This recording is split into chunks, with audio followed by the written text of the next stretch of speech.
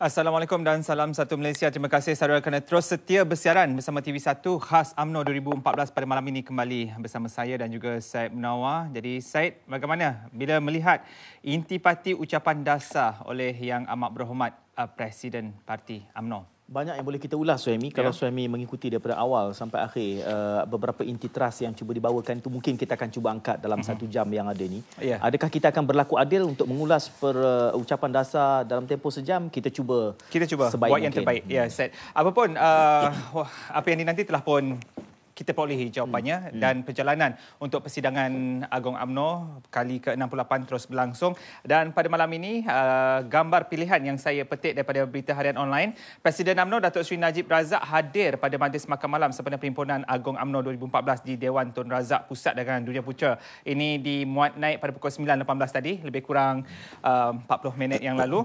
Dan pastinya, satu persoalan yang pernah dilontarkan oleh akhbar utusan Malaysia dan dijawab oleh Yang Amat Berhormat Presiden, jangan gusar. Itu antara kalimat pendek yang menyimpulkan wawancara khas Mingguan Malaysia dengan Presiden UMNO Datuk Seri Najib Tun Razak yang merungkai segalanya pada hari ini, dan itu terbukti bila mana dalam teks ucapan dasar Presiden Datuk Seri Najib Razak pada Perhimpunan Agong UMNO pada hari ini, solidariti Melayu dan Bumi Putra, solidariti UMNO, solidariti Malaysia. Itu pada peringkat awal mukadimah yang disampaikan oleh Presiden Parti. Dan apa yang menjadi perhatian, malah media arus perdana juga telah mengangkat perkara ini dalam perenggan 115 apa yang dinyatakan oleh Naib Presiden. Saya tahu benar isu yang paling hangat diperkatakan dan dinantikan oleh semua ialah mengenai Akta Hasutan 1948, Syed. Dan itu juga sebenarnya telah pun diangkat oleh media ini dia, Akta Hasutan akan dikekalkan, dan diperkemaskan. Itu yang menjadi intipati utama tentang ucapan dasar Presiden, Syed. Untuk kita memberikan suluhan lebih mendalam inti ucapan dasar ini, Suhaimi, kita bawakan kali ini 3 panel. Tiga-tiga punya, kata orang season, boleh bercakap, boleh mengulas. Bagi mana sudut pun kita lambung, libas dia lain macam, Suhaimi. Panel yang pertama di sebelah kiri saya perkenalkan, sebenarnya tak perlu diperkenalkan, Datuk Suhaimi Syahadan, Ahli Majlis Tertinggi UMNO. Assalamualaikum, Datuk. Salam. Tak pernah tukar baju, tak pakai baju Melayu ni artinya sempat balik mandi. Sempat balik mandi. Kalau berbaju Melayu maknanya tapi Datuk tak betul juga kalau anggap saya dan Suhaimi belum mandi. Suhaimi cakap dia 11 jam hari ni tugas di Perhimpunan Agong UMNO. Berjuang demi bangsa, itulah dia hakikatnya. Kami bawakan juga penolong Setiausaha Wanita UMNO Kedah, Wan Muhalina Wan Muhammad. Assalamualaikum. Waalaikumsalam. Terima kasih. Orang Kedah. Orang Kedah hari ini. Bukan diterbangkan, tapi dibawa dari PWTC kemari ya. Sebab bukan dari Kedah. Nak kena betul tadi tu yang melibas ni diorang ni. Yang ini selalu wanita ni dia libas dia. Macam Tan Sri? Saya kena sebut dulu. Tan Sri pun ada. Tan Sri also in the house. Tan Sri Datuk Sri Abdul Aziz Abdul Rahman, Presiden Mubarak. Jadi betul ke perempuan ni tak melibas? Dia kadang-kadang libasan dia tak perasan, tapi melibas secara senyap. Secara senyap. Itu lagi bahaya. Ini cakap bab pengalaman. Tapi merujuk kepada ucapan dasar ni, kalau boleh saya mulakan dengan Tan Sri dulu. Apa Suhaimi memetik, kita ada 2 Suhaimi ni. Jadi ada satu Datuk Suhaimi, Suhaimi Muhammad di sana. Suhaimi teman saya, dia memetik tadi Akta Hasutan. Adakah itu perkara utama yang datang ke minda Tan Sri mendengar ucapan tadi? Saya tergerak dengan caption Akta Hasutan 1948. Pasal benda ni telah diwawakan begitu lama oleh NGOs, oleh grassroots, angka umbi. Lepas tu kemuncaknya Datuk Seri, orang semua teka-teki. Question mark. Apa yang akan diusulkan oleh Datuk Seri Najib dalam persidangan ini?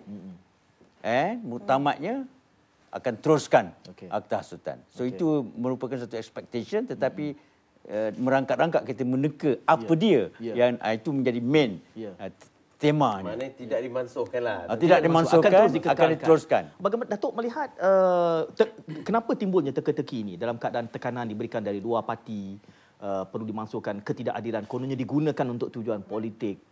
Pembacaan Datuk dalam hal ini? Saya daripada awal ucapan Yang Amat Berhormat Presiden pagi tadi, saya ikut dengan teliti. Satu demi satu. Jadi bila tiba bercakap tentang Akta Hasutan, saya nampak hampir bergemuruh Dewan yang memberikan sokongan dan bersetuju dengan tindakan Presiden. Ini barangkali ada kesinambungan daripada semalam sewaktu dua sayap dan satu tulang belakang kita, wanita, pemuda dan puteri itu bersidang. Semuanya, Tan Sri, ada menyentuh tentang Akta Hasutan dan minta supaya Akta Hasutan ini dikekalkan. Jangan dimansuhkan. Jadi bila kita tengok rentetan ini berlaku sejak beberapa setahun lebih lah, setahun yang lalu lah. Mereka bercakap, ada tekanan, desakan dan dibangkitkan dengan berbagai platform. Tapi saya nak tanya sebenarnya mereka yang di luar ni, yang beria-ria nak memperjuang mansuh ni, dia benar-benar faham tak dengan Akta ni? Kalau dimansuhkan, adakah Akta yang lebih baik? Pada saya setuju sangat 100%, 120%. Akta ini hanya perlu penambahbaikan. Perlu disuntik dengan elemen-elemen yang lebih mantap. Sebab negara kita Malaysia ni tak sama macam negara lain. Kita hidup dalam masyarakat majmuk. Kita hidup dalam masyarakat berbilang kaum dan agama. Jadi untuk memantapkan itu yang penting. Perkara ini timbul sebenarnya dengan wujudnya secara menyerlah ideologi baru. Liberalism. Rata-rata sekarang ini trend fashion untuk menyerlahkan liberalisme ke dalam kalangan kita. Dan ini liberalism LGBT ke apa sekalipun.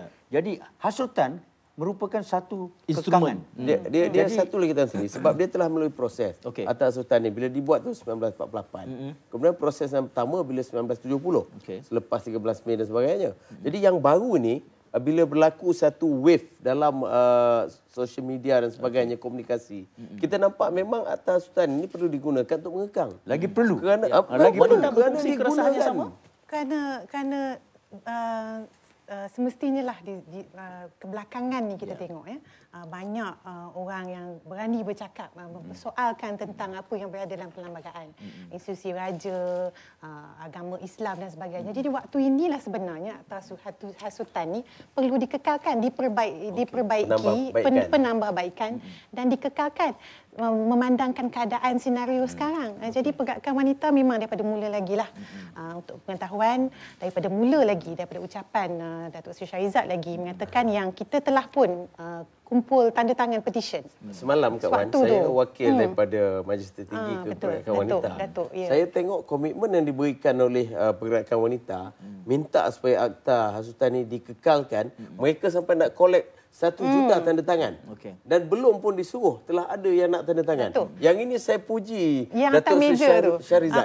Kerana beliau memang betul-betul. Dan malam tadi kita mesyuarat Majlis Tertinggi pun dibangkitkan perkara ini. Begitu seriusnya wanita. Sebab kalau Akta ini dihapuskan, kita belum tahu lagi Akta yang baru dibuat nanti. Adakah Akta ini mencakupi semua bidang atau tidak? Suhaimi Ralid mendengar perdebatan debat benarnya. Kawan. Yang buku-buku yang dipegang oleh Datuk Seri Shahrizad tadi itu adalah petition daripada Akaumbi, daripada ahli-ahli wanita yang tanda tangan menyatakan mereka nak supaya Akta Hasutan dikekalkan. Dan yang pegang tu Negeri Kedah, Datuk.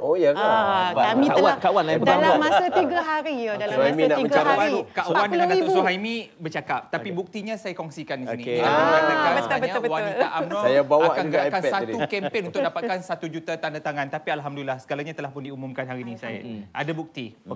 Tan Sri melihat sentimen ini hanya gejolaknya besar dalam UMNO ataupun parti komponen lain, bagaimana sentimennya? Ataupun harus UMNO yang menjuarai ini supaya ia trickle down kepada parti-parti lain? UMNO pasti saja tonggak. Dan ianya memang membela nasib dari segi agama, dari segi isu-isu, dari segi proviso dalam perlembagaan. Ini tunggak perjuangan UMNO, agama, bangsa dan negara.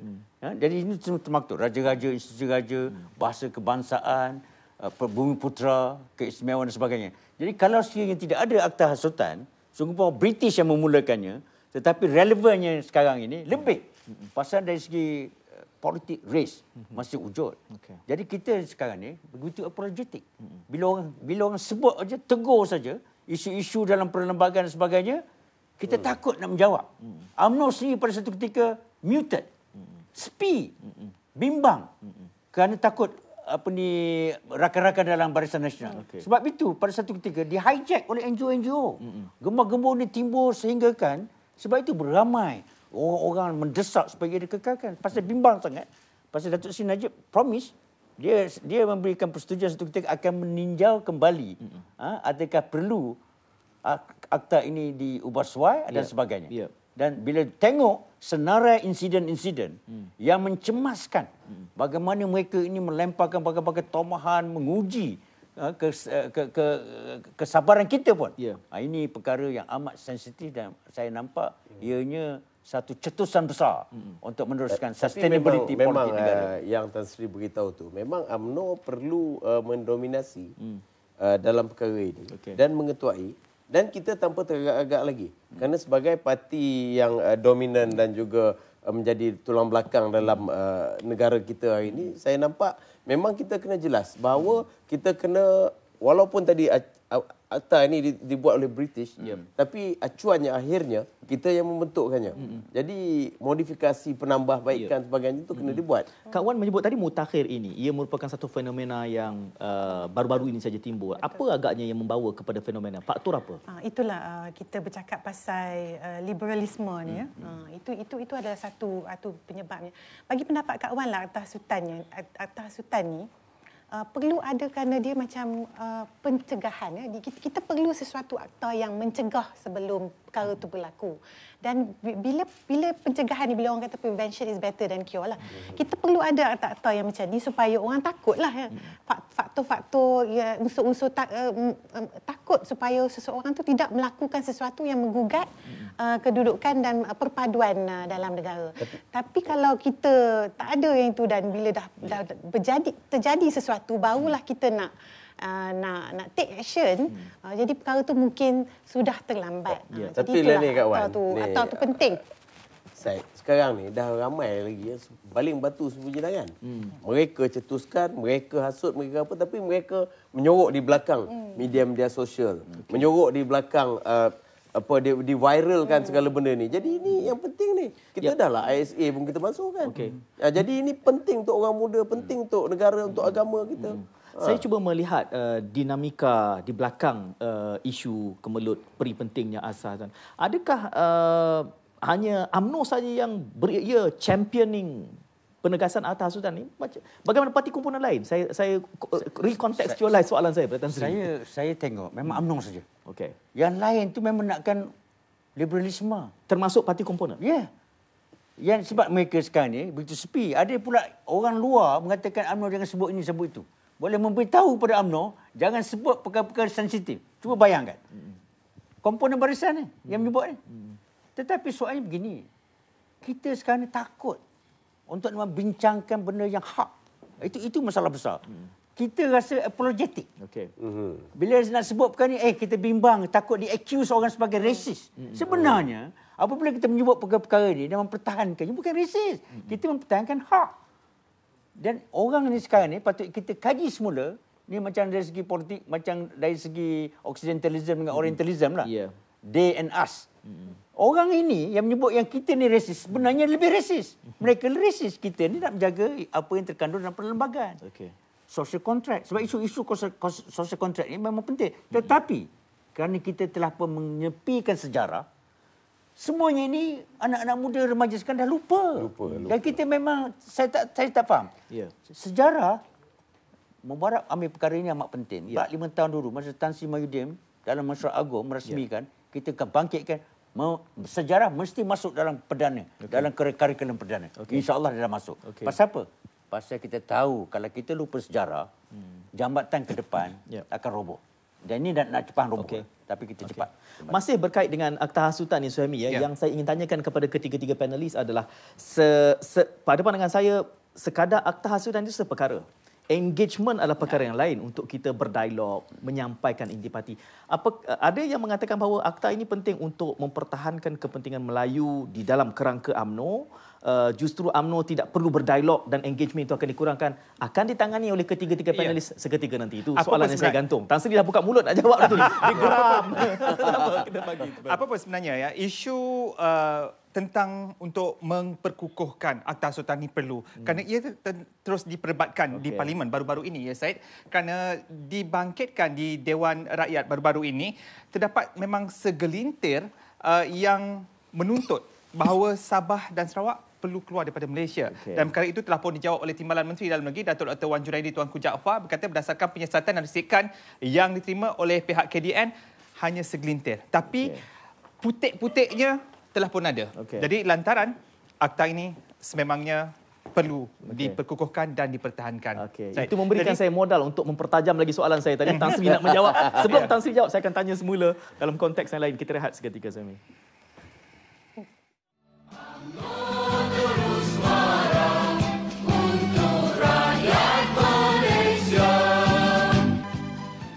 Khas UMNO 2014 0322829062 0322829062 itu talian yang kami buka dan telah pun bersedia seorang pemanggil di talian, Syed dan juga Datuk Kak Wan dan juga Tan Sri. Hello. Halo, selamat malam. Selamat malam. Siapa di talian? Ini saya Surin daripada Puchong. Saya memang pandangan soalan. Silakan. Ya, saya selalu giat dengar ini ucapan UMNO ni. So saya memang setuju dengan akta hasutan. Saya memang setuju. Sebab akta hasutan ni perlu kita implement sebab ini akan membuat pucak-kacir dalam negara. So saya harap akta hasutan ni akan dikenakan kepada semua dan agar mereka tidak menyinggung hati orang lain, bangsa dan agama lain. Sebab agama Islam adalah agama rasmi Malaysia. Kita kena hormat. Dan on the other hand, they also have to respect the other religion and all that. So negara kita akan aman damai dan kita akan maju ke hadapan lagi. Okey, baik. Itu pandangan yang dilontarkan oleh Surin. Terima kasih, Surin. Menarik kerana pandangan itu memberi satu lembaran lain. Tapi memang dalam penambahbaikan yang perlu dimasukkan telah kita bincang pun. Kalau ada ialah yang pertama yang menyentuh soal agama, disebut agama Islam. Kita jelas agama Islam agama rasmi kita. Jadi kalau ada yang menghina mengatakan itu satu. Yang kedua tentang raja-raja dan hak-hak kita orang Melayu. Ini semua perkara yang Surin sebut tadi itu betul. Dan inilah sebenarnya yang kadang generasi kita seperti yang Tan Sri beritahu tadi, mereka ni lupa sejarah. Dia tak tahu, termasuk juga yang bukan kaum Melayu. Kadang dia kena tahu kontrak sosial yang berlaku oleh tok nenek dia. Dan macam mana pembentukan negara Malaysia ni, negara bangsa ni berlaku. Jadi dalam hal ini, bila ada penambahbaikan yang tadi antara elemen-elemen tadi, kita berharap dia akan terjadi dengan acuannya sendiri dan kita boleh bentuk untuk mengawal negara kita dan juga banyak kebaikan daripada keburukan. Jadi ini yang kita nak beri penekanan ni. Tapi Kak Wan rasa dalam ucapan yang Amat Berhormat Presiden tadi pun dah jelas. Bila penambahbaikannya dia sebut tentang kesucian agama Islam tu. Sabah Sarawak pun disebut. Dan dia sebut agama dan juga agama lain. Agama lain. Jadi itu memang dah jelas dalam ucapan beliau.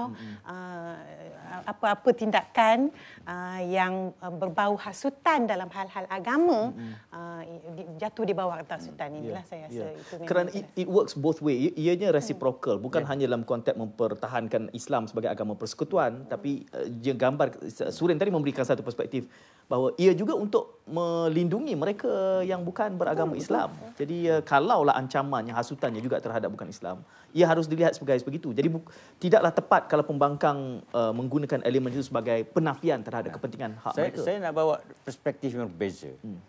Hak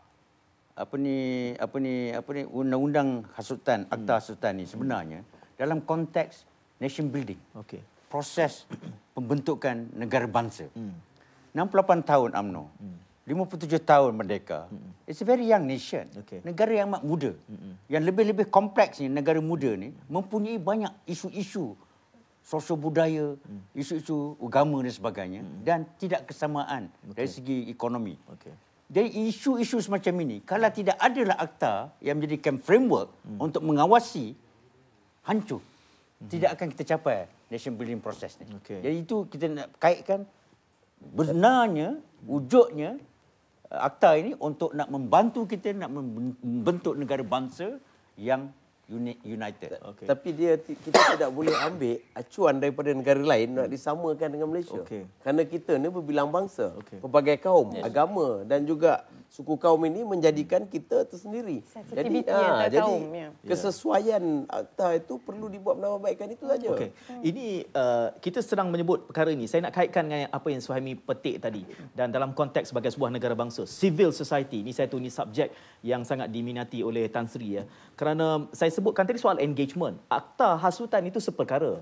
Tetapi untuk kita menerapkan inti, semangat dan citranya memerlukan engagement. Tidak cukup sekadar kita. Orang menganggap ini satu escapism kepada UMNO. Boleh berlindung hak Melayu, raja, agama Islam itu di belakang akta ini. Tetapi tidak difahami hakikat nation building, solidarity, jus soli. Bahkan apabila Ketua Pemuda menyebut soal jus soli di Malaysia kini, banyak hentaman diberikan. Seolah-olah tidak ada engagement. Kita berlindung di sebalik akta, selesai semuanya. Seolah-olah tidak ada keupayaan untuk UMNO berdialog dan mendepani fitnah-fitnah ini secara head on. Tan Sri. Sekarang ni dalam keadaan cyber war and perception, war of perception, peperangan persepsi, kita nampak tomahan-tomahan, teguran-teguran yang dibawa oleh grup-grup di luar sana, tidak ada respon yang cepat, tepat untuk nak menentukan supaya persepsi dan defisit ni, dia kata sekarang ni ada defisit keyakinan dan sebagainya, bertambah besar dan melebar. Okey. Pasalnya isu-isu semacam ini viral, dia pergi viral cepat, tomahan tu jadi reality. Jadi benar bila selalu ini disebut dan tidak ada orang yang mencelah dan menyekatnya. So ini peperangan yang besar. Jadi engagement yang seperti Tuan Syed sebutkan tadi memerlukan two-way traffic. Ada je lemparan, you got to attack. Tapi Tan Sri, sebenarnya ada berlaku perkara ini tapi tidak diviralkan. Isunya, kita ni pun kadang-kadang kita tahu benda tu tak betul, kita pun seronok nak panjangkan. Kita viralkan pula lagi pada grup-grup WhatsApp. Menambah. Ini yang masalah. Menimbulkan keliruan. Yang menjadi masalah, kebatilan, pembohongan, fitnah. Tapi kalau kita ada 10 grup dalam WhatsApp pun, 10 tu datang, kita pun jadi, betul ke tidak? Benda ni kita pula ragu-ragu. Padahal yang kena dibuat ialah penjelasan kepada itu. Mendengar jawapan Datuk Tan Sri dan Kak Wan ini, apa yang tergambar dalam kepala saya, Suhaimi, adalah instrumen jentera propaganda UMNO gagal. Itu akan, saya tahu Tan Sri pernah dan balas balik. Tapi kita ada pemanggil. Pemanggil di talian, Datuk Timur Giah di talian. Hello, selamat malam Datuk. Kori. Hello Datuk. Ya. Okey, terima kasih Datuk kerana bersama rancangan khas UMNO pada malam ini. Jadi pandangan Datuk pastinya. Apa khabar? Baik, alhamdulillah. Jadi pandangan Datuk? Ya.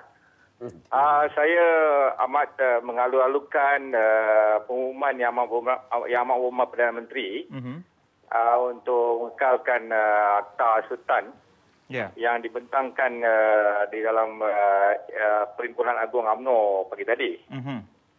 Memang tepat pada waktunya kita memperkenalkan Akta Sultan ini, di mana kalau kita hapuskan akta ini, saya yakin dan percaya kita akan ada masalah di dalam negara kita. Okey. Jika diteruskan dan ditambah baik akta sultan ini, tentu kita dapat mengawal emosi rakyat yang tidak menghormati bangsa lain, agama lain dan juga perpaduan kaum. Sama sekali Sabah dan Sarawak, walaupun kita dah dengar cerita mengatakan ada pihak-pihak tertentu yang tidak bertanggungjawab, cuba nak memisahkan Sabah Sarawak daripada Semenanjung ini, pun kita kena ambil tindakan. Okey. Baik. Bagi saya tadi Tan Sri ada cakap kata komponen parti tak menyuarakan benda ni. Sebenarnya kita komponen parti memang sokong 100% tentang pewujudan Akta Sultan ni. Jadi Datuk juga menyokong 100% isi kandungan dalam ucapan dasar tadi, termasuk apa yang diperkenalkan hari ini tentang JIL yang bermaksud dalam bahasa Arabnya generasi pewaris masa depan UMNO yang disenaraikan antara beberapa kriteria di dalam itu. Ya, saya setuju. Setuju secara keseluruhannya, semua dalam ucapan. Keseluruhannya saya setuju. Saya setuju. Baik, terima kasih Datuk. Terima kasih sama. Syed. Tan Sri mendengar Datuk Timur Giah memberikan pandangan itu, menyatakan bahawa penafian beliau, parti komponen juga mendukung Akta Sultan ini diperkemaskan. Jadi berarti cuma momentumnya harus di engagement kurang. Saya perhatikan tidak ada satu pendekatan yang menyeluruh antara komponen-komponen Barisan Nasional ni, di mana mereka bertapak untuk nak menyerang parti-parti lawan sebagai satu consolidated position. Itu saya persoalkan. Sekarang dia bersetuju, tapi persetujuan itu nak dibulatkan dan kita mesti berdepan dengan parti-parti lawan yang nampaknya berpekat. Dia lebih fokus dari segi nak menentang kita, tapi kita berterabur sedikit. Ini perlu. Tapi boleh saya terjemahkan maksud Tan Sri itu. sokongan itu perlu diterjemahkan dengan tindakan, gerak kerja, aktiviti, penerangan dan juga perlu sampai ke peringkat akar umbi. Sebab selama ini kita jadi diam, kita tidak ada seolah-olah tidak mengambil satu tindakan yang drastik. Yang ada pun pembangkang. Parti lawan, anak-anak muda yang tak tahu ujung pangkal, mereka ni datang ke forum-forum dan adalah majlis-majlis peguam sebagainya, NGO yang nampaknya tidak pro pada kerajaan dan mendakkan Atta ni dimansuhkan. Mereka ni yang agresif. Jadi terlihatnya mereka lah yang ke depan. Cuma yang kita tak, selepas pada ini, parti komponen kena ambil tanggungjawab yang sama. Turun ke padang, to create awareness, kesedaran dan juga to educate. Jelaskan. Kadang-kadang ada mereka pun tak tahu pun atas Sultan. Kita kena aggressively. Sama juga macam sebelum ini. Bila bercakap tentang GST. Orang nak sebut GST pun tak tahu Tan Sri. Tapi bila kita agresif mempromotkan, bercerita, baru orang faham dan tahu. Jadi selepas ini, ketetapan ini perlu bersama dengan parti komponen di Semenanjung, Sabah dan Sarawak untuk terus memperjelaskan. Inilah waktu dia kalau NGO-NGO nak bantu kita bersama-sama menyokong dan faham, tolong bantu sama-sama. Guna segala media, apa kaedah yang ada, viralkan. Ini yang kita wanita tanda tangan seperkara, memahami apa erti tanda tangan itu perkara yang lain. Itulah sebab sebelum ini kita memang buat forum mengenai Atta Hasutan ni. Memang kita terangkan kepada pemimpin-pemimpin yang turun ke akar umbi sebelum diambil tanda tangan ni. Nak mencelah sikit tentang tuduhan yang mengatakan yang kita punya cyber troopers lah yang kita punya cyber troopers mesin ni propaganda itu provokasi tu. Bukan sebab Kak Wan, sebelum Kak Wan menjawab itu. Sebab digambarkan bahawa kita tak pantas menjawab, kita tak ada stamina menjawab, kita tidak tampil. Kita tu siapa, tidakkah bererti jentera yang sepatutnya yang ribuan, ratusan, ada cyber troopernya sendiri tu, mana perginya troopers itu. Jadi itu yang saya katakan, bererti kita hanya mewar-warkan, ada pasukan cyber trooper kita yang sebenarnya tak bekerja. Sebenarnya biar kawan jawab dulu. Bagi Kak Wan dulu. Saya tahu Datuk Suhaimi sudah panas. Bikin panas. Bikin panas. Kebetulan sebab Kak Wan berduduk dalam Biro Media Digital yang ditubuhkan di bawah Datuk Seri Sabicik sendiri. Jadi itulah, memang ada kerangka kerja. Kita dah memang dari dulu lagi. Tapi jadi apa yang kurang? Sekarang ni dah penambahbaikan. Kita dah ada penambahbaikan dan kita ada unit-unit tertentunya. Jadi insya-Allah lah perkara itu akan bergerak dengan yang kurangnya apa sebelum ni? Semangatnya ke ataupun jawapannya tak tajam ke, ideanya tak perlibatan daripada semua. Sekarang ni sayap wanita pun berada dalam Biro Media Digital ni. Jadi kita pun ada orang kita yang menjawab tumahan-tumahan ni, Datuk. Tapi Kak Wan, kalau nak viralkan benda yang baik ni dia tak seronok, dia tak jadi. Dia nak viralkan benda fitnah. Gambar-gambar yang tak semenggah, yang di camouflage dan sebagainya, itu jadi seronok. Sampai kita pun jadi ejen penyebar. Itu yang saya nak beritahu tu. Dia ada unit grafik dan kartun-kartun dan video-video klip tu memang ada. Bila kita troll dia tak jadi viral. Tapi bila datang pula benda yang bertentangan, seronok kita tolong sebarkan. Troll tak troll ni Suhaimi pandai sebab dia mengenali bahan. Isu apalah GST dia buat macam-macam cepat betul. Jadi kita jangan jadi ejen penyebar fitnah atau benda yang tak pasti. Eloklah kita kaji, tengok dulu asal usul kejadian tu. Pakar troll kami Suhaimi lah. Okey, apa pun sebenarnya kita dah bercakap tentang Atta Hasutan ni dalam tempoh 30 minit dan saya nak membawa perbincangan kita ke satu langkah yang lain dalam hal pengkaderan. Kita melihat selain daripada UMNO, parti-parti komponen yang lain juga perlu melihat apa yang dibawakan pada hari ini kerana ia adalah isu yang hanya untuk penambah baik saya melihat. Dan lantaran itu Presiden UMNO telah memberikan beberapa kriteria pentarbiahan Jil UMNO itu sendiri. Yang pertama, berilmu dan berpengetahuan. Yang kedua, berjati diri dan berintegriti. Ketiga, mesti bersifat lokal. Jadi bagaimana perkara ini yang dibincangkan di dalam UMNO ini mampu diterjemahkan juga kepada parti-parti komponen yang lain selain di dalam 3 sayap utama UMNO itu sendiri. Tan Sri. Saya merasakan perkara ini still work in progress. Nak meremajakan UMNO dah lama. Kita lama ni. Dah banyak kali. 4-5 tahun dulu. Betul. Soalnya sekarangnya kalau ada betul-betul mereka ni ada KPI. Di mana salahnya? Yang kita ni masih lagi tidak berjaya untuk meremajakannya. Meremajakannya begini. Soalnya sekarang ni memang dah ada muka-muka baru diletakkan di sana macam di Ketua Menteri Melaka dan sebagainya. Kedah, tempat Cik Wan ni, Kak Wan pun ada orang muda. Tapi soalnya sekarangnya profil orang muda tu. Ya. Bagaimana kita nak engage dia orang untuk nak menyertai. Dulu kita katakan birokrasi, the warlord apa semua ada wujud ni menyekat orang muda nak masuk. Now baru ni PM Presiden mengatakan online, membership pun pada masuk. It's good. Tapi soalnya sekarang ni quality. Dan apa sebabnya kita nak orang muda ni? Untuk nak meneruskan perjuangan. Peremajaan sebenarnya nak merangsungkan benda yang belum selesai. Mana ada succession plan? Baik. Sebelum Datuk Suhaimi, dia dah bersedia nak tengok gerak badan, dia dah bersedia nak menambah. Tapi sebab kita dah 2 malam Suhaimi sebelum ini membincangkan tentang peremajaan ini. Saya bawa hampir soalan yang sama kepada pentas ini untuk dengar Datuk, Kak Wan dan juga Tan Sri.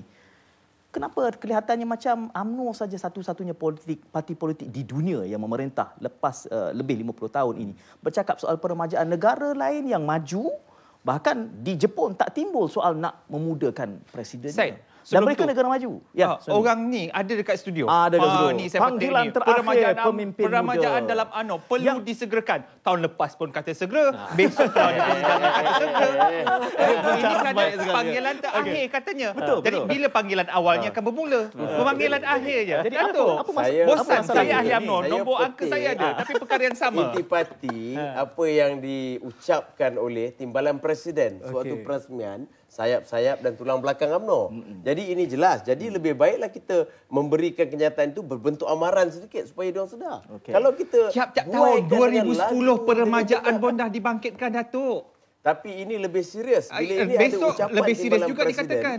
Ini akan jadi serius. Saya perlukan Kak Wan, Datuk. Saya perlukan Kak Wan. Biar mungkin dapat coolkan sikit. Nanti, tak ada Suhaimi. Ini bukan soal cool. Ini ceritanya, peremajaan ini dia kena konsisten dan kena jadikan UMNO itu relevan. Kita bercakap tapi pelaksanaan tak ada. Kita memperjuangkan bercerita tapi dia punya action tu tak ada. Bila Datuk bila Datuk kata kita bercakap tapi kita tak laksanakan, kita tu siapa? Kita tu siapa dalam parti? Maksudnya kita tu siapa? Kita ini orang UMNO, ahli UMNO, MT bercakap, bahagian cakap tapi perlu dilaksanakan dengan tindakan. Keselestarian. Tindakan. Kelestarian. Tapi Tadi, itu tidak akan berlaku dengan adanya sistem warlord di cawangan di bahagian. Tan Sri Timbalan Presiden telah menggariskan 7 perkara. Tan Sri telah digariskan 7 perkara yang jelas. Maka yang penting sekarang ni pelaksanaan. Agenda pelaksanaan, KPI, naziran tu ada. Balik ke peringkat cawangan bahagian. Saya tetap skeptikal lah, Syed. Macam Kak Wan lah. Kita ambil contoh Kak Wan yang ada kat sini. Kak Wan wanita. Boleh ke jadi remaja? Itu persoalannya. Ini bukan boleh ke jadi remaja lagi? Datuk Suhaimi, boleh ke jadi remaja lagi? Bukan nak semuanya orang muda. Tidak. Peremajaan ini maknanya parti itu kena sesuai. Datuk, saya bagi contoh Kak Wan lah. Kak Wan sebenarnya bermula dalam UMNO ni dalam pergerakan puteri sebenarnya. Okey, Kak Wan. Daripada pergerakan puteri. Sikit rasa bila dengar soal Kak Wan. Okey. Pergerakan puteri Kak Wan masuk dalam perjuangan UMNO ni. Kemudian yang dikatakan yang kita tak bagi wang pada orang muda ni lah. Jadi kita Kak Wan belajar politik di dalam puteri. Kemudian bila sampai umurnya tu automatik masuk dalam wanita. Dan setelah Kak Wan duduk 2 penggal dalam wanita, barulah diberi laluan. Kak Wan sendiri diberi laluan oleh ketua wanita bahagian Kak Wan. Jadi kita tak boleh katakan yang tak ada wang. Kita mencari orang-orang yang berkelayakan, yang berkebolehan. Yang berkebolehan dan insya-Allah orang yang akan bagi laluan. Tapi betul Datuk, kita kena adakah mereka ini mempunyai sifat-sifat jil UMNO tadi tu yang berilmu dan berpengetahuan dan pengalaman. Ya, kita akan berehat. Cuma saya akan kita teruskan kerana penerbit kita hangat sangat ni. Saya bina semula soalan yang saya sebutkan tadi. Apabila parti UMNO yang merupakan parti yang paling senior dalam, bahkan disebut bahawa contoh menguasai negara semenjak merdeka lebih setengah abad, tetapi nilai politiknya nilai politik negara membangun. Kerana politik demokrasi moden tak bercakap soal perlu meremajakan parti. Perdana Menterinya 38-40 Perdana Menteri boleh menjadi Perdana Menteri United Kingdom. Satu perkara. Di Jepun tak timbul soal, Suhaimi, Perdana Menteri perlu berusia sekian-sekian parti, tapi ia negara yang maju. Amerika Syarikat mendapat wajah baru, bahkan mungkin negara serantau juga kita boleh. Isunya adalah isu struktural, Tan Sri. Memang struktur yang ada sekarang ini menghimpit kebangkitan. Dan itu perlu ditangani. Ya, itu betul ditangani. Sekarang ini sebelum ada pemilihan dalam UMNO. Dan pemilihan lagi susah nak tukar sebelum struktur. PRU 14 ni, banyak perubahan mesti diwujudkan. Termasuklah headquarters itu sendiri. Di dalam pentadbiran UMNO itu sendiri. Jangan kita meremaja ke tempat lain, kita meremajakan di dalam pentadbiran itu sendiri. Because kalau sekiranya kita tidak buat demikian, saya bimbang PRU 14 ni trend dia akan lebih merosot daripada PRU 13. MMT perlu buat macam ni. Oh, nak bagi saranan. Idea peremajaan ini saya ingat Tan Sri, bila kita tengok ada pola pemilih di kalangan pengundi, pola-pola di kecenderungan tu, orang-orang muda nampaknya mereka kadang-kadang barangkali dia tidak faham, tak tahu perjuangan UMNO atau sengaja tidak mahu tahu dan trendnya itu. Jadi inilah yang kita katakan bahawa parti UMNO ni perlu inklusif. Komponen dia peremajaan itu. Tapi bukan maknanya semua orang remaja. Tadi saya tertarik dengan Datuk Alwi Ketereh dalam ucapan yang pertama membahas. Ya, dia katakan kalau nak remaja pun kalau parti ini diserahkan pada orang remaja yang tak betul, takkan siangnya begini perangainya, malam berkelab dan sebagainya kan. Jadi tak jadi juga. Jadi ini perlu ada pengkaderan. Kemudian disusun. Masalah kita dalam politik Malaysia ni kadang-kadang saya tak sentuh semua, tapi ada yang pandai susun untuk dia naik. Dia tahu macam mana cara, tapi bila nak turun tu dia tak pandai. Kadang-kadang dia pula tak pandai nak susun dia punya pelapis dia. Dia biarkan begitu saja, lepaskan diri saja. Ini yang tak boleh. Jadi yang kita kena buat ialah package. Jadi dan ini perlu dibuat konsisten di bahagian, di cawangan dan perlu berterusan. Tan Sri, kita kena mulakan. Tempoh kepimpinan hanya 2 penggal. Mantap kan? Satu. Dan ini daripada Selangor. Ini Datuk Sami daripada Selangor. Kita tengok Selangor. Selangor memang satu ketika dulu kubu kekuatan UMNO dengan Datuk Harun dan sebagainya. Tetapi 2 penggal dah 2 kali dah kita kalah kecundang dan merosot. Soalnya sekarang ini tidak dapat ke orang-orang Selangor itu sendiri membuatkan perubahan yang drastik? Kerana nilai surrender, give up, Tan Sri, nilai gagal, jalan orang baru. Tan Sri, nilai UMNO bukan nilai urban. Dia tidak appealing dan itu terbukti melalui statistik keputusan. Itu yang harus ditransformasikan. Supaya ia atraktif dan kelihatan seksi kepada urbanite seperti Suhaimi. Tak ada lah. Tak ada pada orang urban. Suhaimi ada pemanggil saya difahamkan. Hello. Bagi dulu. Hello. Assalamualaikum. Waalaikumsalam warahmatullahi wabarakatuh. Siapa di talian? Ya, saya nak berkongsi pandangan dengan saya Aziz Awan Rahman dari Kuala Lumpur. Okey. Nak berkongsi pandangan sikit dengan ahli panel. Ya.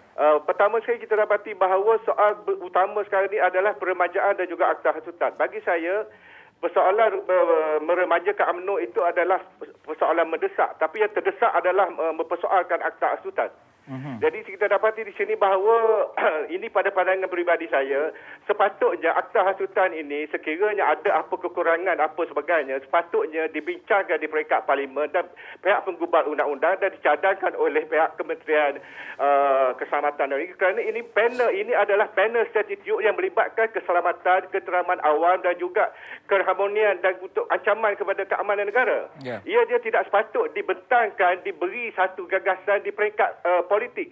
Sama ada dimulakan oleh pihak pembangkang dan diresponkan oleh pihak parti pemerintah pun bila ianya dibincangkan walaupun tidak dibuat komitmen tapi dibincang di pentas politik, inilah jadinya sepatutnya perkara macam ini dipersoalkan di parlimen untuk gubal ke untuk apa, bukan dipercakap di pentas politik sehingga Perhimpunan Agung kali ini terpaksa kena bincang soal macam ni, yang mana perkara macam ni tak sepatutnya disoal. Ini adalah soal kerajaan, bukan soal UMNO nak bincangkan perkara ini. Itu pandangan saya. Terima kasih. Okey, baik. Terima kasih Cik Aziz. Saya tak ada nokta, tak ada koma. Jadi terus je. Itu semangat. Saya rasa itu pemikiran. Tak salah. Politik. Apa sahaja parlimen itu mencerminkan politik. Cuba kita tengok di mana idea UiTM tu timbul daripada. Bukan itu saja. Banyak pun kebaikan. Jabatan Pembangunan Wanita, Keluarga dan Masyarakat daripada contoh tekun, contoh benda-benda lain lah, dan perkara ini ada saling terkait. Politik ini bila kita bawa dalam konsep parti menguasai kerajaan ataupun parti itu sendiri perlu menjadi tonggak untuk bercerita satu isu. Nak memperjuangkan isu agama, isu orang Melayu. Jadi kita perlu bincangkan dalam ahli parti juga. Jadi kalau tidak ahli parti nak cerita apa? Bukannya pentas Perhimpunan Agung UMNO ni kita nak buat lawak semata-mata. Tapi pindaannya itu nanti pasti akan dibawa ke parlimen juga. Itu proses dia, Tan Sri. Ya, betul. Proses biasa lah. Tapi jangan kita kena faham kalau pindaan-pindaan ini Majoriti sekarang tak begitu besar seperti dulu dalam parlimen dari segi Barisan Nasional. Ya. Jadi kita kena berwaspada. Itu yang saya maksudkan engagement. Kalau argument ataupun hujah daripada pihak UMNO ataupun Barisan Nasional itu tidak meyakinkan, maka tumpul akan mudah saja dibidas. Di situ engagement itu penting dan engagement itu harus bermula bukan hanya dalam parlimen itu, tetapi di lapangan ini mereka yang tidak mengikuti debat parlimen. Kerana itu kita timbulkan isu engagement tadi. Tapi tadi kita bercakap soal pengkadiran UMNO untuk tidak appealing kepada urbanite. Pengkaderan UMNO ni dulu-dulu kita pergi sibuk dengan dengan janda baik. Janda baik tu negeri Pahang. Semuanya pergi ke sana. Saya perhatikan semua dijemput ni setiap 2 minggu sekali. Adakah ianya berjaya ke tidak untuk melahirkan pejuang-pejuang, kader-kader yang boleh meneruskan perjuangan? Atau is it a dumbing down? Maknanya kita duduk situ, orang muda-muda kita tekan, kita beri maklumat kepada mereka, tidak ada two-way traffic. Lepas tu sekarang ni saya dengar, kita ada pula kena pula Captain Hussein On. Satu lagi institusi di Melaka, Akademi. Tapi penting benda ni ada. Pengolahannya bagaimana? Kita ada Biro Tata Negara dulu. Sekarang ni bagaimana? Adakah effectivenessnya cara dulu serupa dengan cara sekarang ataupun kita dah jumpa cara baru? Nak mengawal keberkesanan ni macam mana, Tan Sri, Kak Wan dan Datuk? Kita boleh cakap kita, tapi apa instrumennya? Majlis Tertinggi? Penaziran ni di mana? Pengetua Nazir ni siapa? Yang ini yang baru diluahkan, dilontarkan. Jadi yang ini akan dibincangkan secara khusus. Dan seperti juga yang ditegaskan oleh Timbalan Presiden semalam, bahawa perkara yang ingin dibuat dan akan dibuat ni perlu ada pemantauan, perlu ada KPI dan kita akan bincang secara khusus macam mana nak fokus ke bahagian. Dan sebelum ini pun Presiden Parti dia dah berikan KPI Tan Sri kepada bahagian dan cawangan. Cuma tinggal lagi macam mana pelaksanaan itu mereka ikutlah. Execute tu. Itu yang saya gambarkan. Kerana kami pernah menimbulkan suami, kalau kita ingat, sistem report card di dalam jentera kerajaan. Dan kita bercakap soal kabinet. Kita bercakap soal jentera kerajaan yang sangat intrusif itu. Berbanding dengan UMNO yang bersifat parti yang loose. Apakah penaziran itu akan berbekas kepada warlord di cawangan dan bahagian? Kita kata, anda sudah tidak layak, anda harus turun. Dan dia tidak mahu. Sokongan masih diterima di peringkat akaubi. What can you do sebagai majlis tertinggi? Itu yang saya katakan bahawa mereka kena faham apa yang disuarakan, cadangan yang diberikan. Pandangan-pandangan ini perlu diambil dan dibincangkan. Kita kena terbuka bincangkan perkara ini kerana yang lebih penting, bagaimana memperkasakan parti, memastikan parti terus relevan dan diterima oleh rakyat. Dan apa yang kita perjuangkan itu sampai. Bukannya penting kepada kita itu sebagai orang yang memegang jawatan. Kadang-kadang kalau kita kena akur untuk turun, memberi laluan, kita kena beri laluan. Kalau perlu untuk kita rasa kita tidak menjadi calon, kita dengan terbuka, Tan Sri. Ini perkara yang kita kena buat. Saya ingat paradigm baru kena diwujudkan. Macam di UK, Conservative Party ke Labour, dia ada pre-selection of candidate. You jadi chairman, macam sekarang ni, ketua bahagian, dia free tau. Dia ambil 2, 3, 4 kandidat, pergi berdepan dengan pengundi-pengundi situ. Buat platform masing-masing. Lepas tu siapa yang terpilih, dia jadi wakil konservatif. Atau dia jadi Labour. Kita tak. Ketua bahagian je berhak terus untuk nak menjadi. Mubarak mungkin boleh suarakan lah. Ini yang saya maksudkan. Perubahan yang bersifat struktural. Perubahan yang bersifat struktural. Sebegini yang perlu kita perkenalkan. Supaya ia berada dalam sistem dan bukan loose cadangan-cadangan baik penaziran. Tapi kalau pemilihan keputusan penaziran itu tidak diakur oleh peringkat bawahan, kita tidak akan memberikan. Ini bukan sistem pengetua yang boleh tak ikut rotan, tak boleh buat. Tak boleh. Kerana kita melibatkan mereka yang berkuasa di cawangan, di bahagian. Apa jaminannya keputusan majlis tertinggi itu, ketua bahagian itu akan ikut? Tidak ada. Dalam keadaan sebuah kabinet, menteri yang report cardnya banyak merah pun bukan mudah untuk kita tukar, apatah lagi ketua bahagian yang ratusan jumlahnya, mungkin ribuan itu. Jadi itu yang kita perlu lihat, perubahan struktural dan perlu dilakukan sebelum pemilihan UMNO. Mana ada masa lagi? Adakah itu boleh dilakukan dalam perhimpunan pada kali ini? Itulah, kita dengar tadi dalam ucapan dasar Presiden bercakap pasal ruh UMNO kita perlu kembalikan semula ya Datuk. Semangat orang UMNO dulu-dulu. Macam mana ruh UMNO itu dikembalikan semula supaya mereka berjuang ni bukan untuk diri sendiri tetapi untuk agama, bangsa dan negara. Macam kita nak pulangkan balik perasaan Tan Sri ya. Bagaimana perasaan orang lama ni terhadap UMNO supaya perjuangan dia tu bukan untuk diri sendiri tetapi untuk agama, bangsa dan negara. Jadi kita kena terapkan. Kawan cakap ni terus sejuk rasa. Tadi Presiden ucapan TPM ucapan Yang Berhormat Timbalan Presiden. Bila dia tanya Tan Sri, di manakah keikhlasan dalam perjuangan kita? Di manakah kejujuran dalam perjuangan kita? Masa tu saya pun terharu. Kita buatkan wanita kaum ibu ni, kita berjuang ni pun tak mengharapkan balasan sebenarnya. Jadi itulah. Tadi Tuan Syed menyebut tentang Cameron. Dari mana Cameron datang? Dia datangnya daripada research, daripada public policy konservatif parti. Saya nak tanya sekarang ni, ini Majlis Tertinggi ada. Dah lama dah. Saya dulu pernah bucap di Majlis Perhimpunan Agung menuntut supaya UMNO wujudkan dia punya think tank. Kerana saya perhatikan tidak ada banyak real serious research untuk menentukan penyelidikan kepada apa yang berlaku dan apa yang misi yang nak dibuat masa akan datang. Saya dulu jadi ahli MAPEN 2. Bila kita nak membincang tentang UMNO punya pendirian dari segi pembangunan ekonomi bersama-sama dengan kaum-kaum lain ni, kita terpaksa merujuk kepada think tank kerajaan. Pasal UMNO tu sendiri tidak ada think tank. Orang dia ada think tank. Sahabat-sahabat kita yang ada think tank. Bila masanya UMNO nak tubuhkan satu think tank, bukan untuk leader, bukan untuk pemimpin, untuk UMNO itu sendiri. Dan di situlah kita letakkan kader-kader kita. Dan di situlah kita jadikan mereka ni untuk meneruskan perjuangan. Dari situ internship yang dibuat tu bagus. Tetapi soalnya sejauh mana internship tu akan berterusan? Sepatutnya mereka ni dikumpulkan, diletakkan tempat PMO, Prime Minister's Office ke TPM's Office, letak ke situ. Kader-kader ni kita buat situ. Sekarang ni Tuan Syed, dulu kita ada Parliamentary Secretary. Ini tempat dilatih ni. Sekarang ni Kabinet, Menteri, Timbalan Menteri. Tidak ada lagi Parliamentary Secretary. Di UK ramai jadi parliamentary. Ada yang senior parliamentary secretary, ada yang parliamentary secretary biasa. Singapura pun begitu. Negara yang kecil tetapi ada tempat mereka nak dilatih. Ini perlu. Kerana nak buatkan prepare a proper succession plan.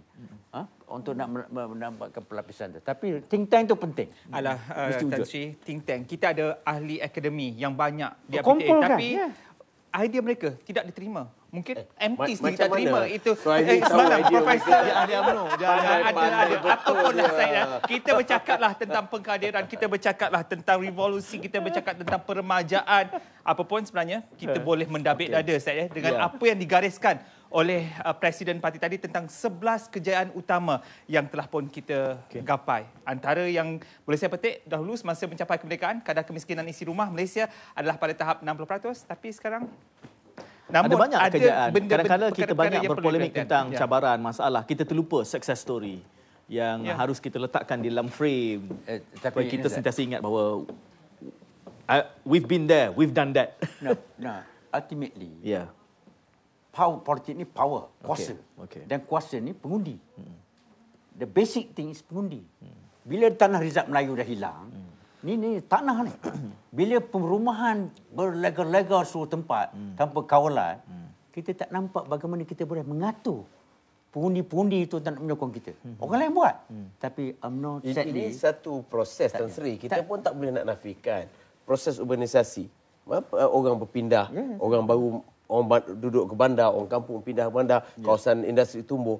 Cuma sekarang ni macam mana kita nak tune, nak tackle, macam mana pendekatan tu nak dibuat. Itu yang cabaran kita. Dan dalam hal ini, itu jentera propaganda dengan engagement. Ada jawapan orang politik itu sebenarnya. Think tank tu banyak. Think tank politik ada, think tank institusi dan juga NGO banyak yang ada sebenarnya. Yang memberikan maklumat. Tapi kita tidaklah bercakap, ini think tank daripada ni, think tank daripada ni dan sebagainya. Tapi saya bagaimanapun mengambil baik saranan daripada Tan Sri tadi, beberapa perkara yang boleh kita angkat. Baik. Dan ini Datuk, kita positif. Datuk, kawan Tan Sri, saya doakan kita ada bahagian kedua. Jadi kita boleh panjangkan lagi. Saya ucapkan terima kasih kepada semua. Dan esok malam jangan lupa dalam khas UMNO 2014 kita akan bersama 3 naib presiden. InsyaAllah Syed. Pukul 10.30 malam. Jadi kita jumpa lagi esok. Assalamualaikum dan salam satu Malaysia.